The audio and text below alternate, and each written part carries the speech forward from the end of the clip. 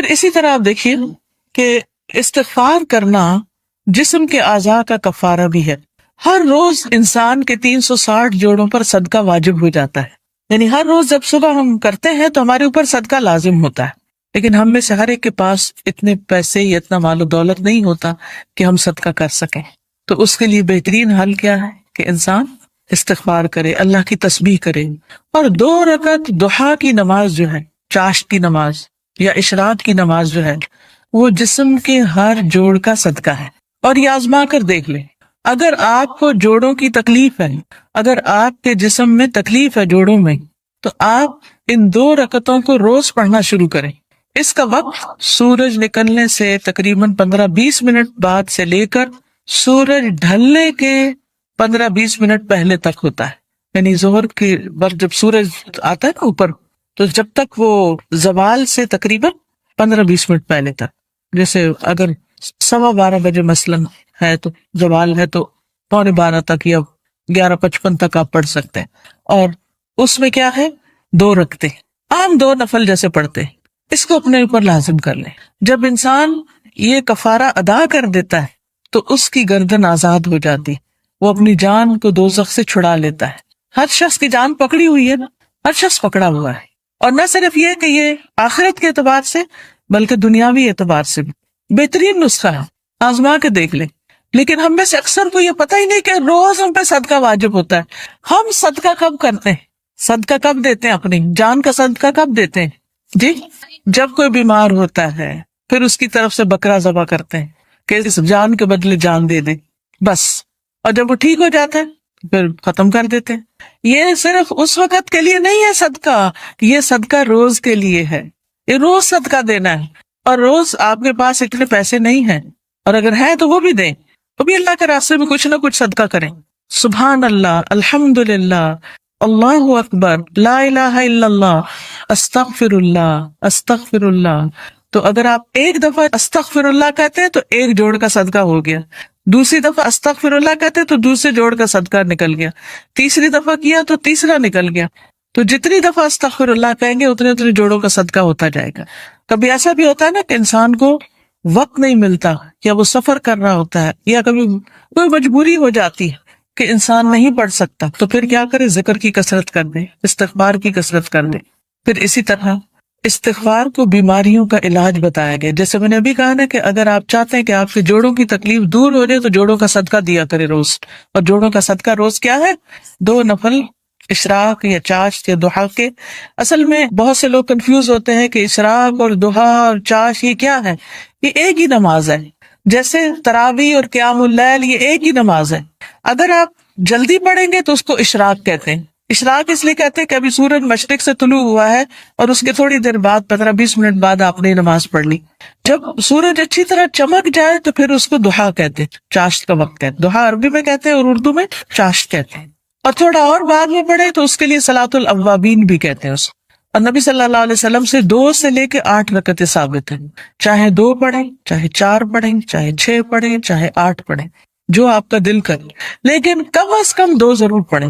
پھر اسی طرح استغفار بیماریوں کا علاج ہے. اگر کسی کو مثلا ہارٹ پرابلم ہے یا کوئی اور اسی طرح کی کوئی بیماریاں ہیں اس کو، تو اس کے لیے بھی استغفار ہے. قتادہ کہتے ہیں کہ یہ قرآن تمہیں تمہاری بیماری اور علاج بتاتا ہے. یعنی قرآن کے ذریعے تمہیں بیماریاں بھی پتہ چلتی ہیں، اور بیماریوں سے مراد یہاں روحانی بیماریاں اور خاص طور پر ذہنی پریشانیاں اور جذباتی اور دلی پریشانیاں، اور پھر اس کا علاج بھی بتاتا ہے. یعنی قرآن شفا ہے. قرآن مجید میں آتا ہے شفاء لما فی الصدور، کہ قرآن میں سینوں کے اندر جو ہے یعنی دل ہے ان کے لیے شفا ہے. پھر یہ کہا گیا کہ گناہ بیماری ہے. گناہ کیا ہے؟ بیماری ہے، اور استغفار ان کا علاج ہے. پھر اسی طرح جو شخص استغفار کرتا ہے اسے فرشتوں کی دعائیں ملتی ہیں. قرآن مجید میں سورۃ الغافر میں آتا ہے الذین یحملون العرش ومن حولہ یسبحون بحمد ربہم ویؤمنون بہ ویستغفرون للذین آمنوا ربنا وسعت کل شیء رحمۃ وعلما فاغفر للذین تابوا واتبعوا سبیلک وقہم عذاب الجحیم. جو فرشتے عرش اٹھائے ہوئے ہیں اور جو اس کے ارد گرد ہیں، سب اپنے رب کی حمد کے ساتھ اس کی تسبیح کر رہے ہیں اور اس پر ایمان رکھتے ہیں اور ایمان لانے والوں کے لیے بخشش کی دعا کرتے ہیں. سبحان اللہ، یعنی کتنی بڑی سعادت ہے. ایمان لانا کتنی بڑی اللہ کی رحمت ہے ہم پر کہ ہم اس پر ایمان رکھتے ہیں اور آخرت پر ایمان رکھتے ہیں اور عقیدہ درست ہے. کیونکہ ایسے لوگوں کے لیے فرشتے بھی ان کے دوست ہوتے ہیں اور ان کی مدد بھی کرتے ہیں اور ان کے لیے دعائیں بھی کرتے ہیں. جیسے ایک اور جگہ پر آتا ہے ان الذین قالوا ربنا اللہ ثم استقاموا تتنزل علیہم الملائکۃ الا تخافوا ولا تحزنوا وابشروا بالجنۃ التي كنتم توعدون نحن اولیاؤکم فی الحیاۃ الدنیا وفی الآخرہ ولکم فیہا ما تشتہی انفسکم ولکم فیہا ما تدعون نزلا من غفور رحیم. کہ بے شک وہ لوگ جنہوں نے کہا کہ اللہ ہمارا رب ہے، اللہ ہی کو رب مانا، اللہ ہی کو خالق مالک رازق مانا، ثم استقام، پھر اسی پہ جم گئے، ادھر ادھر نہیں دیکھا، کسی اور فقیر کے پاس نہیں گئے، کسی اور مزار پہ نہیں گئے، بلکہ کیا کیا؟ صرف اللہ کو اپنا رب مان کر اسی سے دعائیں کی. ان الذین قالوا ربنا اللہ ثم استقاموا، تو کیا ہوتا ہے؟ تتنزل علیہم الملائکہ، ان پر فرشتے اترتے ہیں. اللہ تخافوا ولا تحزنوا، نہ تم خوف کرو نہ تم غم کرو. وابشروا بالجنۃ التی کنتم توعدون، اس جنت کی خوشخبری پاؤ جس کا تم وعدہ دیے جاتے ہو. نحن اولیاؤکم فی الحیاۃ الدنیا، ہم دنیا کی زندگی میں بھی تمہارے دوست ہیں، تمہارے مددگار ہیں، دنیا میں بھی، وفی الآخرہ، اور آخرت میں بھی. وَلَكُمْ فِيهَا مَا تَشْتَهِي أَنفُسُكُمْ، اور تمہیں وہاں وہ ملے گا جو تمہارے دل چاہیں گے، نفس خواہش کریں گے. وَلَكُمْ فِيهَا مَا تَدَّعُونَ، اور وہاں تمہیں وہ ملے گا جو تم طلب کرو، جو بھی مانگو گے مل جائے گا. نُزُلًا مِّن غَفُورٍ رَحِيمٍ، یہ مہمانی ہے اس رب کی طرف سے جو غفور الرحیم ہے. تو اس لیے جو شخص ایمان لا کے اللہ کو اپنا رب مان لیتا ہے، اسی کی طرف رجوع کرتا ہے، اسی سے مدد مانگتا ہے، تو اللہ سبحانہ وتعالیٰ اس کو مدد دیتے ہیں اور فرشتوں کے ذریعے بھی اس کی مدد کرتے ہیں. اور ایسے فرشتے جو اللہ کا عرش عظیم اٹھائے ہوئے ہیں وہ ان کے لیے دعائیں کرتے ہیں. اب دیکھیے کہ ہم سب کہتے ہیں، ایک دوسرے سے کہہ رہے تھے میں بہت پریشان ہوں، پلیز میرے لیے دعا کرو، اس کو کہتے ہیں دعا کرو، اس کو کہتے ہیں دعا کرو. لیکن جو لوگ ایمان لا کر اللہ کی طرف رجوع کرتے ہیں، استغفار کرتے ہیں، تو فرشتے بھی ان کے لیے دعائیں شروع کر دیتے. تو جن کے لیے فرشتے دعائیں کریں ان کو پھر کسی دعا کی کمی؟ پھر آپ دیکھیں ایک اور کام، بلکہ آپ ہی سے پوچھوں گی کون سا ہے وہ کام جس کی وجہ سے فرشتے کیا، زمین کی ساری مخلوق دعائیں کرتی ہے، مچھلیاں بھی سمندر میں اور چیونٹیاں بھی زمین میں. کس کس کو پتا ہے؟ سب کو نہیں پتا، سب کو پتا ہونا چاہیے. ٹھیک ہے، وہ کس کے لیے؟ جو لوگوں کو خیر کی بات سکھائے، اچھی باتیں لوگوں کو بتائے، قرآن و حدیث کی تعلیم دے، سیکھے اور سکھائے. ایک جگہ پر سیکھنے والے کے لیے بھی آتا ہے. طالب علم کے لیے کیا خوشخبری ہے، فرشتے کیا کرتے ہیں طالب علم کے لیے؟ اپنے پر بچھاتے ہیں تواضع سے، اس کی رسپیکٹ کرتے ہیں. اور ایک اور میں آتا ہے یعنی اس کے اوپر سایہ کرتے ہیں. کتنی بڑی خوشخبری. پھر اس سے اچھا کوئی کام ہو سکتا ہے کہ ہم بھی ایسی مجلسوں میں شریک ہوں، ایسی جگہوں پر جائیں جہاں سیکھنے سکھانے کا کام ہوتا ہے، خود بھی سیکھیں، دوسروں کو بھی سکھائیں، دوسروں کے بھی کام آئیں. جب آپ یہ کام شروع کریں گے تو فرشتے آپ کے لیے دعائیں شروع کر دیں گے، مچھلیاں آپ کے لیے دعائیں شروع کر دیں گی، چیونٹیاں آپ کے لیے دعائیں کریں گی. اور آپ کو پتہ ہے نا کہ جب چیونٹی بھی دعا کرتی ہے تو اللہ تعالیٰ سنتا ہے. ایک دفعہ حضرت سلیمان علیہ السلام اپنے لشکر کے ساتھ نکلے کہ بارش کی دعا کریں، تو آگے گئے تو دیکھا کہ ایک چیونٹی اپنے پیٹ کے بل لیٹی ہوئی ہے اور اپنے ہاتھ اوپر کیے ہوئے ہے، اللہ سے دعا کر رہی ہے کہ یا اللہ تو پانی برسا تاکہ ہماری پیاس ختم ہو، یعنی ہم سیراب ہوں. تو حضرت سلیمان اپنے لشکر کو لے کے واپس چلے گئے کہ اللہ نے اس چیونٹی کی دعا سن لی ہے. تو پرندے بھی، درندے بھی، چیونٹیاں بھی، یہ سب دعائیں کرتے ہیں. تو اگر آپ دین سیکھنے اور سکھانے کے کام میں لگ جائیں گے اور اس کے لیے وقت نکالیں گے تو دنیا اور آخرت کی برکتیں نصیب ہوں. اور آپ کے دل میں ابھی خواہش ہوگی، اللہ اس کو پورا کر دے گا. آپ کی ضرورتیں پوری ہونے لگے گی، آپ کے مسائل حل ہونے لگیں گے، آپ کے دل کو راحت اور سکون ملے گا جو دنیا کی کسی اور چیز میں نہیں. اگر اچھے کپڑے پہننے سے سکون ملتا تو جو لوگ ہر وقت برانڈیڈ کلوتھس پہنتے ہیں، یعنی برانڈ کے کپڑے پہنتے ہیں، عام کپڑے نہیں پہنتے، پھر انہیں سب سے زیادہ خوشحال ہونا چاہیے تھا، ہے نا؟ اگر خوشی بڑے گھروں میں رہنے سے ملتی تو جو لوگ بڑے بڑے گھر بنائے ہوئے ہیں دنیا میں وہ سب سے زیادہ خوشحال ہونے چاہیے تھے. لیکن آپ دیکھیں کہ دنیا کے ایسے ممالک جہاں پر لوگوں کو ہر سہولت میسر ہے، اگر وہ خود کماتے نہیں تو گورنمنٹ ان کو وظیفہ دیتی ہے، گھر دیتی ہے، ان کے بچوں کی تعلیم کا انتظام کرتی ہے، فری میڈیکل سپورٹ ملتی ہے، لیکن اس کے باوجود وہ خودکشیاں کرتے ہیں. کسی چیز کی کمی نہیں، مگر دل خوش نہیں، دل میں راحت نہیں، دل میں سکون نہیں. اور اس کے برعکس وہ صحابہ جو پیٹ پر 3 پتھر باندھ کے کام کرتے تھے، ان کے دلوں میں خوشی تھی، سکون تھا، اطمینان تھا. فقر و فاقے کی وجہ سے بھی ان کے دلوں کا اطمینان اور سکون نہیں گیا. آج اگر ہمیں تھوڑی سی بھی کمی ہو تو ہم پریشان ہو جاتے ہیں، کسی بھی چیز کی کمی لگتی تو ہم پریشان ہو جاتے ہیں، یا پتہ نہیں کیا بنے گا، کیا ہوگا ہمارا. تو جو شخص اللہ کے راستے پر نکل آتا ہے، فرشتے اس کے لیے دعا کرتے ہیں. فرمایا جو فرشتے عرش اٹھائے ہوئے ہیں اور جو اس کے ارد گرد ہیں، سب اپنے رب کی حمد کے ساتھ اس کی تسبیح کرتے ہیں اور اس پر ایمان رکھتے ہیں. ایمان والوں کے لیے بخشش طلب کرتے ہیں اور کہتے ہیں اے ہمارے رب، تو نے اپنی رحمت اور علم سے ہر چیز کا احاطہ کر رکھا ہے، لہٰذا جن لوگوں نے توبہ کی اور تیری راہ کی پیروی کی، تو انہیں بخش دے اور دوزخ کے عذاب سے بچا لے. یہ فرشتوں کی دعائیں، لیکن یہ دعا کس کے لیے کرتے ہیں؟ توبہ کرنے والوں کے لیے، استغفار کرنے والوں کے لیے. پھر آخرت میں استغفار کرنے والوں کے درجات بلند ہوں گے، صرف اپنے لیے نہیں، اگر کوئی اپنے ماں باپ کے لیے بھی استغفار کرتا ہے، ان کی بخشش کی دعا کرتا ہے، تو ان کے درجے بھی بلند ہوتے ہیں.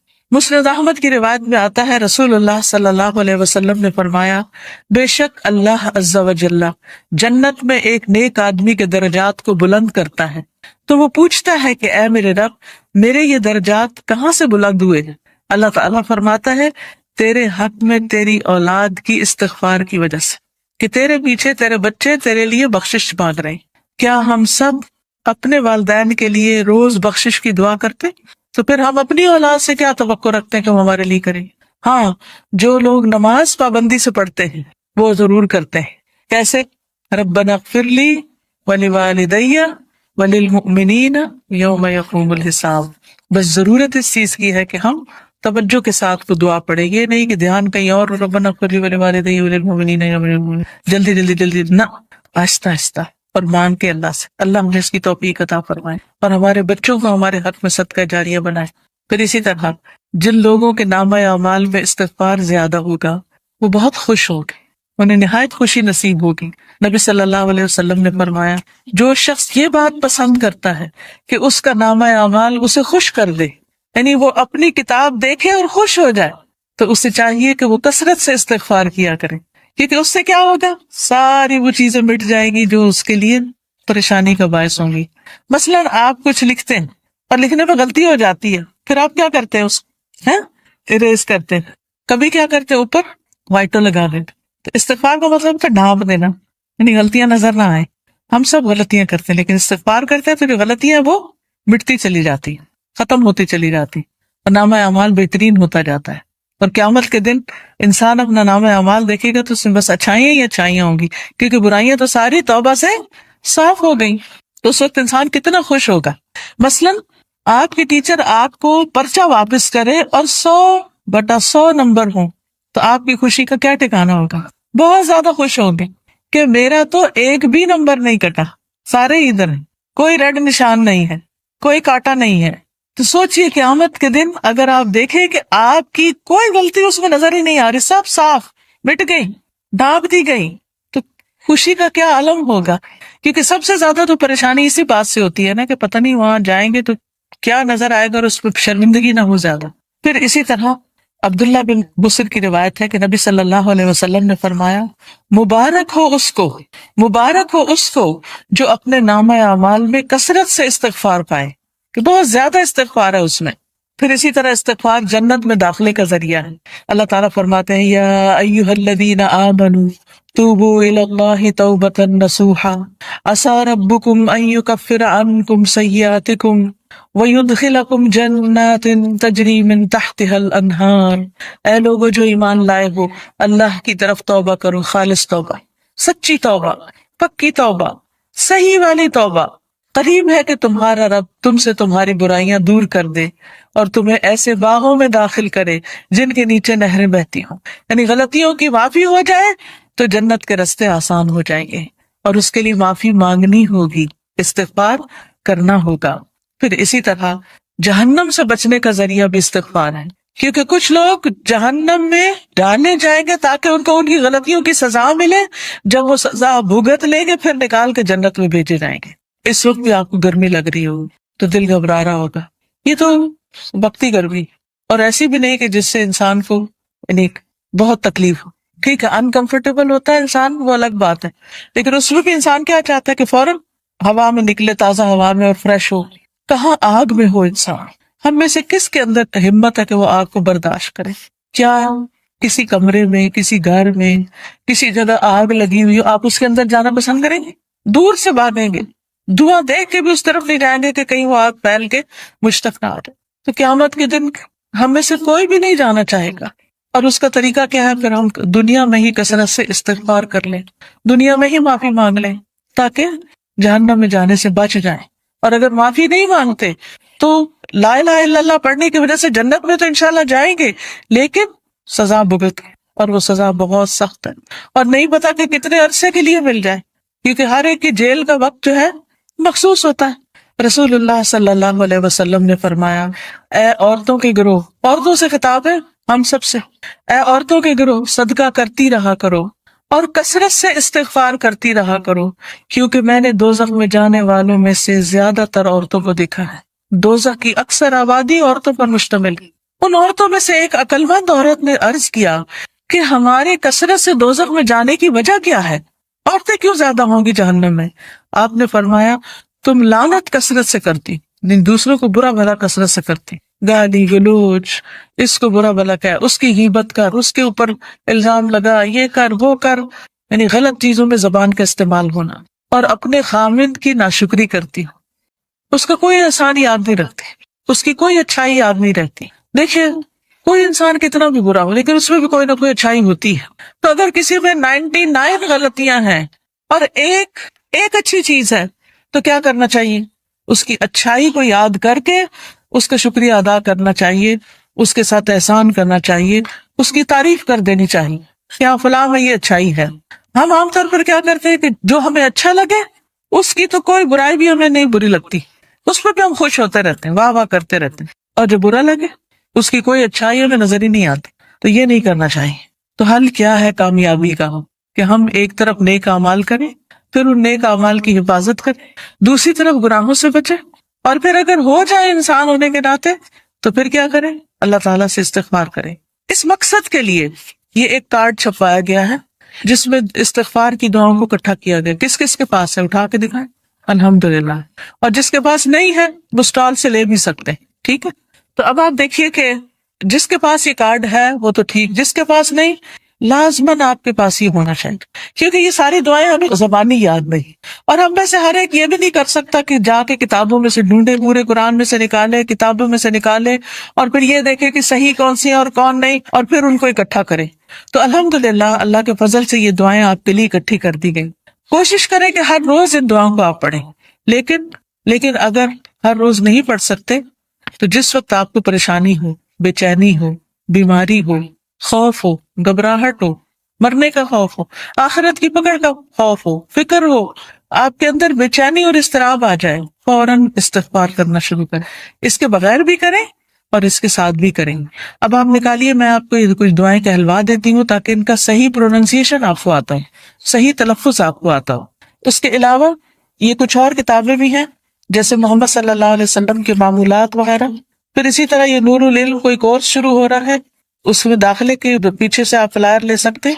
اسی طرح قرآن و سنت سے لی ہوئی صحیح دعائیں دعا کیجیے نام کی کتاب میں ہے، بہت سی دعائیں یہاں پر ملیں گی آپ کو۔ یہ کتاب اگر آپ کے گھر میں ہو تو ہر موقع کی دعا اس میں آپ کے لیے۔ اسی طرح ذکر کے بارے میں کارڈ ہے، جادو کے بارے میں بہت سے لوگوں کے ذہن میں سوال ہوتے ہیں، پریشان رہتے ہیں، تو جادو کی حقیقت پر اور پھر اس کا علاج کیا ہے اس پر یہ کتاب ہے۔ پھر اچھا اخلاق انسان کے نامہ اعمال میں بہت بھاری نیکی ہوگی، ہاں؟ تو اس پر یہ کہ اچھا اخلاق ہے کیا کیا کیا کرنا ہوتا ہے، احادیث پر مشتمل یہ کتاب ہے۔ پھر اسی طرح صدقہ و خیرات جو ہے وہ بلاؤں کو ٹالتا ہے، بلا آنے سے بھی روکتا ہے، اور جب آ جائے تو اس کو بھی دور کرنے کا ذریعہ بنتا ہے۔ جیسے ایک حدیث میں آتا ہے، داؤ مرضاکم بالصدقات، اپنے مریضوں کا علاج صدقے سے کرو، نہیں اگر کوئی بیمار ہو جائے تو صدقہ کرنا شروع کر لو، تو صدقہ بھی ایک علاج ہے۔ تو یہ صدقہ خیرات کس طرح ہوتا ہے اس پہ احادیث پر مبنی یہ کتاب ہے۔ پھر اسی طرح رات کو سوتے وقت کے اذکار ہیں، رات کی نیند کیسی ہونی چاہیے اور کیا کرنا چاہیے کیا نہیں کرنا چاہیے، سنتیں کیا ہیں، تو یہ سونے جاگنے کے آداب اور اذکار ہیں۔ جو شخص صبح اور شام کے اذکار کرتا ہے اور رات ذکر کر کے سوتا ہے وہ ان لوگوں میں لکھ لیا جاتا ہے، والذاکرین اللہ کثیرا والذاکرات اعد اللہ لہم مغفرۃ واجرا عظیما، کہ اللہ کا ذکر کرنے والے مرد اور بہت زیادہ اللہ کا ذکر کرنے والی عورتیں، اللہ نے ان کے لیے مغفرت اور بہت بڑا اجر تیار کر رکھا ہے۔ تو اللہ تعالیٰ سے بخشش پانے کے لیے کیا کریں؟ اللہ کا ذکر کریں، رات کو ذکر کر کے سوئیں۔ تو سارے اذکار جو مسنون کتابوں میں ہیں وہ اس میں لکھ دیے گئے ہیں، اپنے بیڈ سائڈ ٹیبل پہ رکھ دیں، دراز میں رکھ دیں، جب سونے لگے اس کو پڑھ کے پھر سوئیں۔ پھر اسی طرح یہ ہے کہ رسول اللہ صلی اللہ علیہ وسلم کا تعارف ہے، تعارف حبیب کے نام سے یہ کتاب ہے۔ آپ صلی اللہ علیہ وسلم کی ذاتی زندگی کے بارے میں اور آپ کی خصوصیات کے بارے میں احادیث کی روشنی میں کتاب مرتب کی گئی ہے، اس کو بھی آپ دیکھ سکتے ہیں۔ پھر یہ ایک اور استغفار کے بارے میں کتاب ہے، تم کب توبہ کرو گے، بہت ہی بہترین کتاب ہے۔ پھر اسی طرح یہ ہے کہ حدیث میں آتا ہے کہ جو شخص یہ چاہتا ہو کہ اس کی عمر لمبی ہو، اس کی عمر پہ برکت ہو اور اس کے رزق میں برکت ہو، اسے چاہیے اپنے رشتہ داروں سے اچھا سلوک کریں۔ استغفار کے اوقات اور مقامات، وہ اوقات اور جگہ کہ جن میں استغفار کرنا مستحب ہے، اگرچہ توبہ کے دروازے ہر وقت کھلے رہتے ہیں، جیسے کہ نبی صلی اللہ علیہ وسلم کا فرمان ہے، بلا شبہ توبہ کا دروازہ کھلا ہوا ہے، اس کو بند نہیں کیا جائے گا جب تک سورج مغرب سے طلوع نہ ہو، لیکن وہ اوقات جو دوسرے اوقات سے زیادہ بہتر ہیں، اور وہ جگہ کہ جن میں دعائیں جلد قبول ہوتی ہیں، ان میں سے چند اوقات مدرجہ ذیل ہیں۔ نمبر 1، سحری کا وقت، والمستغفرین بالاسحار، اور پچھلی رات کو بخشش مانگنے والے لوگ ہیں، اور اللہ سبحانہ وتعالیٰ کا ارشاد ہے وبالاسحار هم یستغفرون، اور یہ لوگ بوقت سحر استغفار کیا کرتے تھے۔ اور نبی کریم صلی اللہ علیہ وسلم نے فرمایا کہ میرا رب رات کے آخری تہائی حصے میں ہر رات دنیا سے قریب والے آسمان پر نازل ہوتا ہے اور کہتا ہے کون ہے جو مجھے پکارے اور دعا کرے اور میں اس کی دعا قبول کر لوں، کون ہے جو مجھ سے سوال کرے اور میں اسے عطا کروں، کون ہے جو مجھ سے مغفرت طلب کرے اور میں اسے بخش دوں۔ تو اس وقت ہمیں صرف سوتے نہیں رہنا چاہیے بلکہ اللہ تعالیٰ سے بخشش مانگ لینی چاہیے کہ اللہ مجھے ضرورت ہے کہ میرے گناہ معاف کر دیے جائیں تاکہ آخرت کے عذاب سے بچ سکوں۔ اور انہی اوقات میں سے ہے کہ نماز کے دوران اور اس کے فوراً بعد استغفار کرنا، انہی میں سے ہے کہ تکبیر تحریمہ اور سورۃ فاتحہ کے درمیان دعا کا پڑھنا، انہی میں یہ دعا پڑھنی۔ نماز کے دوران بھی جو استغفار کی جاتی ہے وہ بھی قبول ہوتی ہے، اور وہ کیا ہے؟ اللہم باعد بینی و بین خطایایا کما بعدت بین المشرق والمغرب، اللہم نقنی من خطایایا کما ینقی الثوب الابیض من الدنس، اللہم اغسلنی من خطایایا بالماء والثلج والبرد۔ اے اللہ میرے اور میرے گناہوں کے درمیان مشرق و مغرب کی سی دوری فرما دے، یا اللہ مجھے میرے گناہوں سے سفید کپڑے کی طرح پاک صاف کر دے، یا اللہ میرے گناہ پانی، برف اور اولوں سے دھو دے۔ اور استفتاح کی دعاؤں میں سے ایک یہ بھی ہے جسے بڑا استغفار کہا جاتا ہے، جو صحیح مسلم میں حضرت علی سے مروی ہے کہ جب نبی کریم صلی اللہ علیہ وسلم نماز کے لیے کھڑے ہوتے تو یہ کہتے تھے وجہت وجہی للذی فطر السماوات والارض حنیفا وما انا من المشرکین، یعنی یہ نماز میں اور جو سبحانک اللہ پڑھتے ہیں نا، اللہ اکبر، یہاں پر پڑھنے والی دعا ہے، یہ استفتاح کی دعا ہے۔ ان صلاتی و نسکی و محیای و مماتی للہ رب العالمین لا شریک لہ وبذلک امرت وانا اول المسلمین، اللہم انت الملک لا الہ الا انت، انت ربی وانا عبدک، ظلمت نفسی واعترفت بذنبی فاغفر لی ذنوبی جمیعا انہ لا یغفر الذنوب الا انت واہدنی لاحسن الاخلاق لا یہدی لاحسنها الا انت واصرف عنی سیئها لا یصرف عنی سیئها الا انت لبیک وسعدیک والخیر کلہ بیدیک والشر لیس الیک انا بک والیک تبارکت وتعالیت استغفرک واتوب الیک۔ میں اپنا رخ اور چہرہ اس ذات کی طرف کرتا ہوں کہ جس نے آسمانوں اور زمین کو پیدا کیا یکسو ہو کر، اور میں شرک کرنے والوں میں سے نہیں ہوں۔ بے شک میری نماز، میری قربانی، میرا مرنا اور میرا جینا سب اللہ رب العالمین کے لیے ہے، اس کا کوئی شریک نہیں، میں اسی کا حکم دیا گیا ہوں اور میں پہلے کے مسلمانوں جیسا ہوں۔ اے اللہ تو بادشاہ ہے، نہیں ہے کوئی میرا رب مگر تو ہی، اور میں تیرا بندہ ہوں۔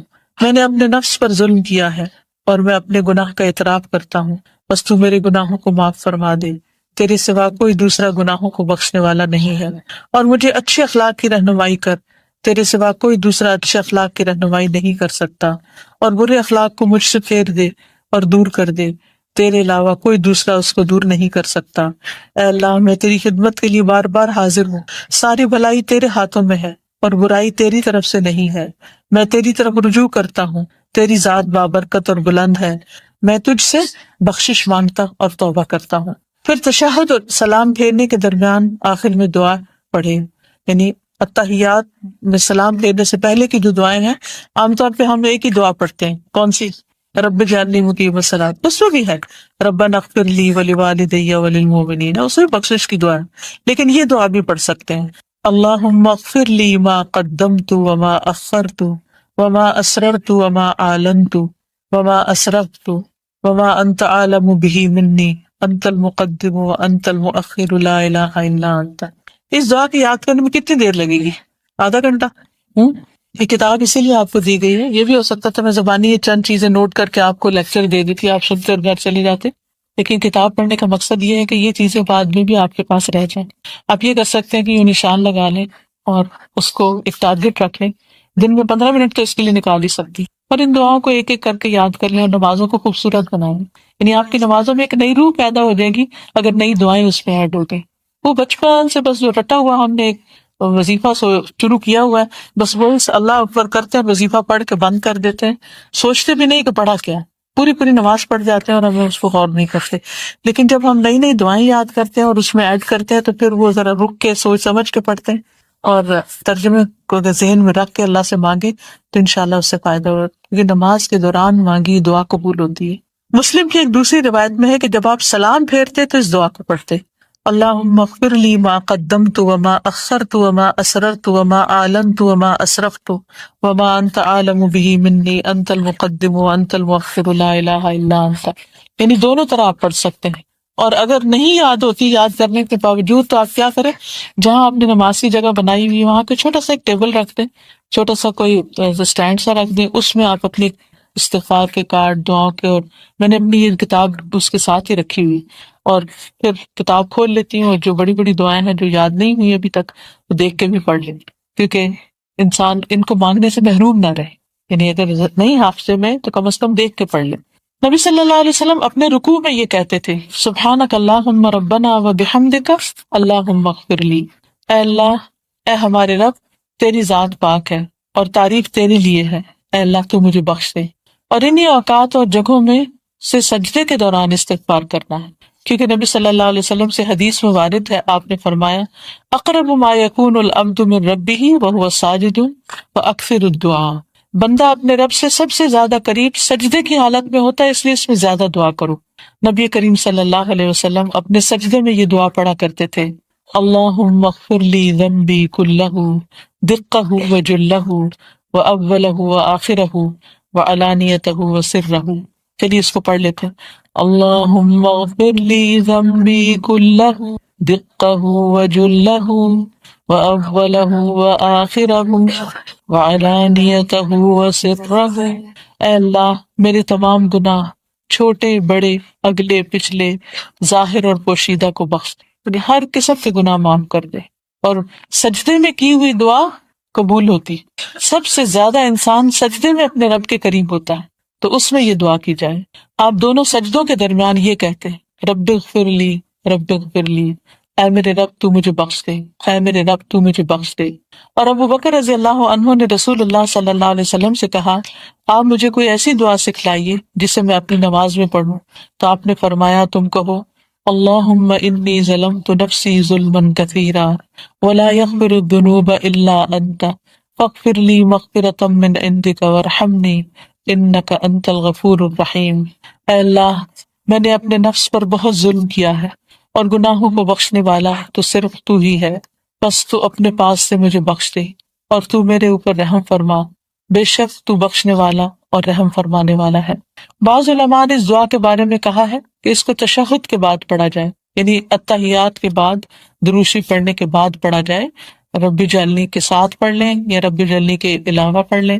اور صحیح مسلم میں ثوبان کی حدیث میں ہے کہ رسول اللہ صلی اللہ علیہ وسلم جب اپنی نماز سے فارغ ہوتے تو 3 مرتبہ اللہ تعالیٰ سے استغفار کرتے، یعنی سلام پھیر کے اللہ اکبر، استغفر اللہ، استغفر اللہ، استغفر اللہ، فوراً بعد دیکھیے نماز پڑھتے اللہ کا ذکر کیا، اللہ کے آگے سجدے کیے، اللہ کی تعریف بیان کی ہے، اور پھر استغفار کس چیز پر؟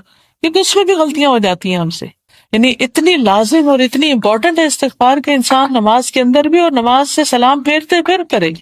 اللہم انت السلام و منک السلام تبارکت یا ذا الجلال والاکرام، اے اللہ تو سلامتی ہے، سلامتی تجھی سے حاصل ہو سکتی ہے، اے بزرگی اور بخشش کے مالک تیری ذات بڑی بابرکت ہے۔ ولید کہتے ہیں کہ میں نے اوزاعی سے کہا استغفار کا طریقہ کیا ہے، تو انہوں نے کہا تم کہو استغفر اللہ، استغفر اللہ۔ یہ سوچ سمجھ کے انسان کہتا رہے۔ ہم عام طور پر استغفر اللہ کب کرتے ہیں؟ جب کسی کو غلط کام کرتے ہوئے دیکھتے ہیں، کہتے استغفر اللہ، دیکھو یہ کیا کر رہا ہے۔ اس لیے مسلمان کو معلوم ہونا چاہیے کہ استغفار تکبیر تحریمہ کے بعد سے لے کر نماز کے ختم ہونے تک نمازی کے ساتھ ساتھ رہتا ہے، بلکہ نماز کے ختم ہونے کے بعد بھی۔ اس طرح تمام کاموں سے فارغ ہونے کے بعد استغفار کرنا جائز اور مشروع ہے، اس لیے کاموں کو استغفار سے ختم کیا جائے، اسی طرح مجلس استغفار سے ختم کی جائے۔ سنن ابو داؤد میں ابو برزہ الاسلمی بیان کرتے ہیں کہ رسول اللہ صلی اللہ علیہ وسلم جب مجلس سے کھڑے ہونے کا ارادہ کرتے تو کہتے سبحانک اللہم و بحمدک اشہد ان لا الہ الا انت استغفرک و اتوب الیک، اے اللہ تیری ذات پاک ہے اور تو تعریف کے لائق ہے، میں گواہی دیتا ہوں کہ تیرے سوا کوئی حقیقی معبود نہیں، میں تجھ سے مغفرت طلب کرتا ہوں اور تجھ سے توبہ کرتا ہوں۔ اتنے میں ایک آدمی نے کہا کہ اللہ کے رسول پہلے تو آپ کبھی یہ نہ کہتے تھے، تو رسول اللہ صلی اللہ علیہ وسلم نے فرمایا یہ کفارہ ہے ان کاموں کا جو مجلس میں ہوتے ہیں، یعنی جب آپ کسی پارٹی سے اٹھیں، کسی مجلس سے اٹھیں، لوگوں سے باتیں کر کے اٹھیں، درس دے کے ایون اٹھیں، تو آخر میں یہ دعا پڑھ لیں سبحانک اللہم ربنا و بحمدک اللہم اغفر لی۔ نبی صلی اللہ علیہ وسلم جب بیت الخلاء سے نکلتے تو یہ کہتے غفرانک۔ اس وقت کیوں استغفار؟ کیونکہ جتنی دیر انسان یعنی بیت الخلاء میں ہوتا ہے، ٹوائلٹ میں ہوتا ہے، تو اللہ کا ذکر نہیں کر سکتا، اللہ کو یاد نہیں کر سکتا، نہیں اس کی زبان ذکر سے خالی ہوتی ہے۔ جب باہر آتا ہے تو اس ٹائم کے گزرنے پر بھی انسان استغفار کرتا ہے جو اللہ کی یاد کے بغیر گزرے۔ اور پیچھے گزر چکا ہے کہ نماز کو استغفار سے ختم کرنا چاہیے، چاہے یہ استغفار سلام سے پہلے ہو یا بعد میں ہو۔ اور سلام سے پہلے والی ابو بکر رضی اللہ تعالیٰ عنہ کی حدیث ہم پیچھے بیان کر چکے ہیں، اور اسی طرح علماء کی اسی طرف گئے ہیں کہ استغفار تشہد کے بعد ہے، اور سلام کے بعد کا استغفار وہ ہے جو ہم نے ثوبان کی حدیث پیش کی ہے۔ حج کی حالت میں استغفار، اللہ تعالیٰ نے فرمایا ثم افیضوا من حیث افاض الناس واستغفروا اللہ ان اللہ غفور الرحیم، پھر تم اس جگہ سے لوٹو جس جگہ سے سب لوٹتے ہیں، اور اللہ تعالیٰ سے بخشش طلب کرتے رہو، یقیناً اللہ تعالیٰ بخشنے والا مہربان ہے۔ اور نبی صلی اللہ علیہ وسلم اپنی زندگی کے آخری ایام میں سورۃ النصر کے نازل ہونے کے بعد اپنے رکوع اور سجدے میں یہ دعا پڑھا کرتے تھے سبحانک اللہم ربنا و بحمدک اللہم اغفر لی، رکوع میں بھی پڑھتے تھے اور سجدوں میں بھی پڑھا کرتے تھے۔ اور آپ صلی اللہ علیہ وسلم اپنی وفات کے وقت یہ کہہ رہے تھے اللہم اغفر لی وارحمنی والحقنی بالرفیق، اے اللہ تو مجھے بخش دے اور مجھ پر رحم کر اور مجھے رفیق اعلیٰ کے ساتھ ملا دے۔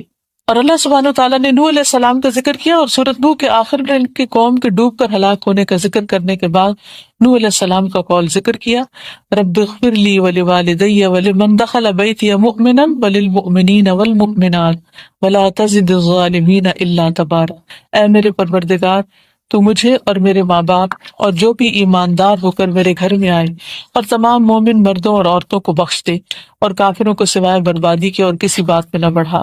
اسی طرح ہر گناہ کے بعد استغفار کرنا واجب ہے۔ اللہ تعالیٰ کا فرمان ہے جو شخص برائی کرے یا اپنی جان پہ ظلم کرے پھر اللہ تعالیٰ سے استغفار کرے تو وہ اللہ کو بخشنے والا مہربانی کرنے والا پائے گا۔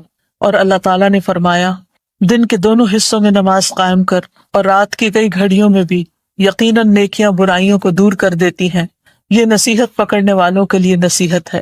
یعنی کوئی دن ایسا نہ گزرے کہ جس میں ہم اللہ تعالیٰ سے معافی نہ مانگے. ویسے بھی ہمیں نہیں پتا کہ کون سا دن آخری دن ہے اور کون سی رات دنیا میں آخری رات ہے. اور بخاری اور مسلم میں سیدنا عبداللہ بن مسعود بیان کرتے ہیں کہ ایک آدمی نے کسی عورت کا بوسہ لیا اور نبی صلی اللہ علیہ وسلم کے پاس آ کر اس کا ذکر کیا تو یہ آیت نازل ہوئی، دن کے دونوں حصوں میں نماز قائم رکھ اور رات کی کئی گھڑیوں میں بھی، یقیناً نیکیاں برائیوں کو دور کر دیتی. یہ نصیحت پکڑنے والوں کے لیے نصیحت ہے. عبداللہ بن مسعود کہتے ہیں کہ اس آدمی نے کہا، اے اللہ کے رسول صلی اللہ علیہ وسلم، کیا یہ صرف میرے لیے ہے؟ آپ نے فرمایا، میری امت کا جو بھی شخص ایسا کرے گا اس کے لیے. یعنی جس کسی سے ایسا کوئی گناہ ہو جائے پھر وہ اللہ کی طرف پلٹے اور دعا کرے، استغفار کرے تو اللہ تعالیٰ اس کو معاف کر دے گا. اور یہ یونس علیہ السلام ہے جن کے بارے میں اللہ تعالیٰ نے قرآن شریف میں فرمایا ہے، مچھلی والے سیدنا یونس کو یاد کرو جبکہ وہ غصے سے چل دیا اور خیال کیا کہ ہم اسے پکڑ نہ سکیں گے، بالآخر وہ اندھیروں کے اندر سے پکار اٹھا. کیا پکار تھی ان کی؟ لا الہ الا انت سبحانک انی کنت من الظالمین. اللہ تو پاک ہے، میری غلطی. عام طور پہ کیا ہوتا ہے جب کوئی مصیبت آتی ہے تو ہم نعوذ باللہ اللہ تعالیٰ کو بلیم کرنے لگتے ہیں، اللہ سے شکوے کرنے لگتے ہیں، وائی می، میرے ساتھ ایسا کیوں کر دیا، میں نے کیا قصور کیا تھا، میں نے کیا غلطی کی. تو اس سے کیا ہوتا ہے، مسئلہ حل نہیں ہوتا، مسئلہ اور بڑھ جاتا ہے. تو ہونا یہ چاہیے کہ انسان اس وقت اپنی غلطی کو یاد کرے کہ اللہ تعالیٰ تو کبھی بھی ظلم نہیں کرتا، کیونکہ بار بار قرآن مجید میں آتا ہے کہ اللہ تعالیٰ اپنے بندوں پر ظلم کرنے والا نہیں ہے. یہ بندوں کی اپنی غلطیاں ہوتی ہیں جن کی وجہ سے وہ پھنستے ہیں. تو اس وقت جب مصیبت آ جائے، کوئی بیماری آ جائے، کوئی حادثہ ہو جائے، کوئی پریشانی ہو جائے، کوئی تکلیف دہ سچویشن پیدا ہو جائے تو انسان فوراً اللہ تعالیٰ کی طرف رجوع کرے اور استغفار کرے.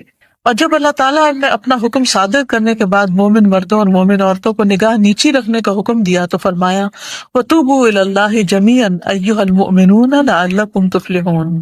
اے مسلمانوں، تم سب کے سب اللہ کی جناب میں توبہ کرو تاکہ تم نجات پاؤ. اور اللہ تعالیٰ نے فرمایا، فَمَن تَابَ مِن بَعْدِ ظُلْمِهِ وَأَصْلَحَ فَإِنَّ اللَّهَ يَتُوبُ عَلَيْهِ إِنَّ اللَّهَ غَفُورٌ رَحِيمٌ. جو شخص اپنے گناہ کے بعد توبہ کرے اور اصلاح کرے تو اللہ تعالیٰ رحمت کے ساتھ اس کی طرف لوٹتا ہے. تو قابل ذکر بات یہ ہے کہ ہر وہ شخص جس نے گناہ کیے ہیں اسے چاہیے کہ خاص کر کے اس گناہ سے اور عام طور پر تمام گناہوں سے استغفار کرنے میں جلدی کرے، تاکہ جب وہ اپنے رب سے ملاقات کرے تو گناہوں سے صاف اور ستھرا اور ہلکا پھلکا اور اس کی نیکیاں اس کے گناہوں پر غالب آ جائیں. سورج اور چاند کے گہن کے وقت استغفار کرنا مشروع ہے، اس لیے کہ یہ دونوں اللہ تعالیٰ کی نشانیوں میں سے نشانیاں ہیں. ان کے ذریعے سے اللہ اپنے بندوں کو ڈراتا ہے.